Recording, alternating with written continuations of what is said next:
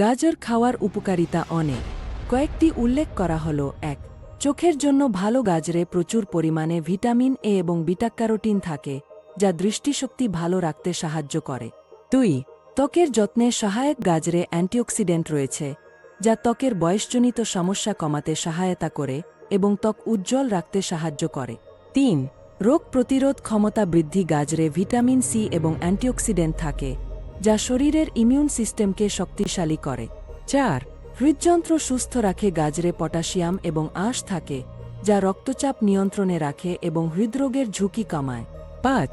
হজম শক্তি উন্নত করে। গাজরে থাকা ডায়েটারি ফাইবার হজম শক্তি বাড়ায় এবং কোষ্ঠকাঠিন্য দূর করতে সাহায্য করে। ৬. ওজন কমাতে সহায়ক।